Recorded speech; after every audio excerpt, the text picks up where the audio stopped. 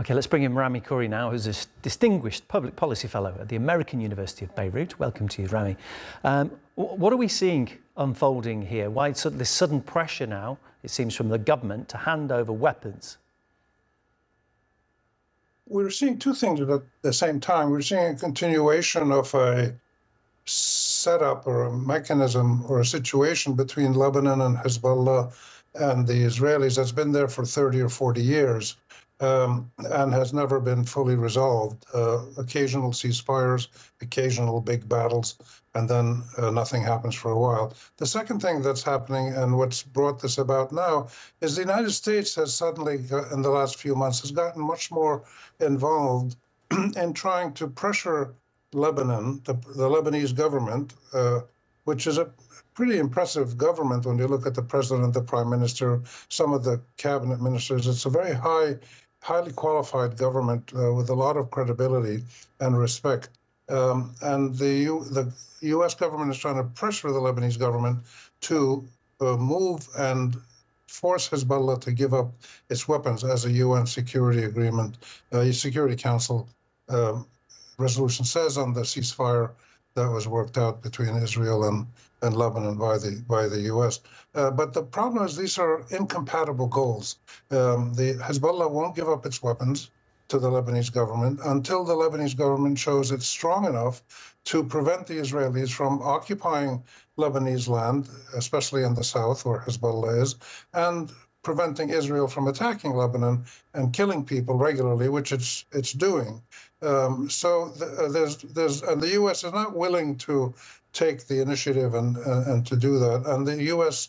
will not give Lebanon the billions of dollars it needs to rebuild the shattered country of Lebanon until the government disarms Hezbollah. So I don't think we're going to see any progress on this. We're going to get a plan will be drawn up, and then it'll be subjected to long negotiations between the government and Hezbollah and all the political forces in Lebanon. This has been going on for 30 years and hasn't succeeded. What's the current state of affairs of the tensions between Hezbollah and Israel? Supposedly there's a ceasefire in place. Is Hezbollah just regrouping and stockpiling? How would you assess the situation? Well, they've given up a lot of their positions and weapons in the south of the Litani River, about 30 kilometers north of the border. They've agreed to that. They've turned them over to the Lebanese government.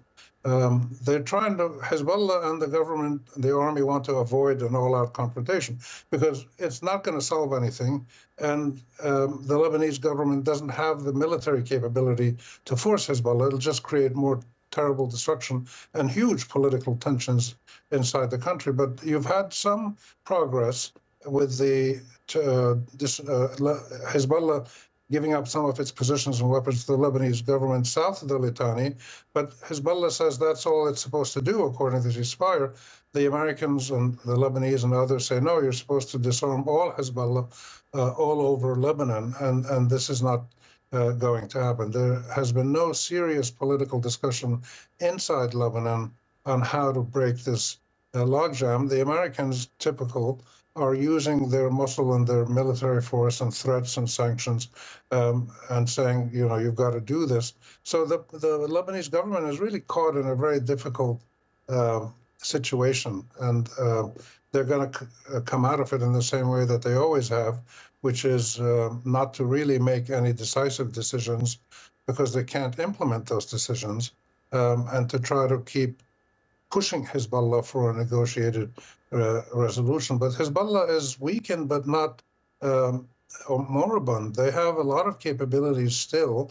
We're not sure exactly what they're doing behind the scenes, but presumably they're concentrating, first of all, on tightening up the security leaks that they had that allowed the Israelis to carry out this massive operation to disarm and kill or injure thousands of their members.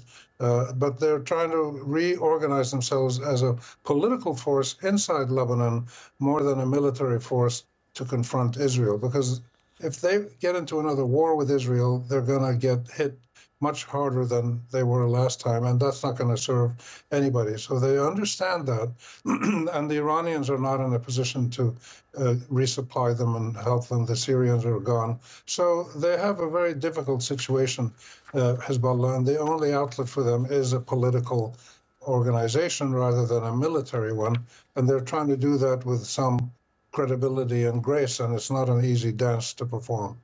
Rami, thank you. My guest, Rami Khouri from the American University of Beirut.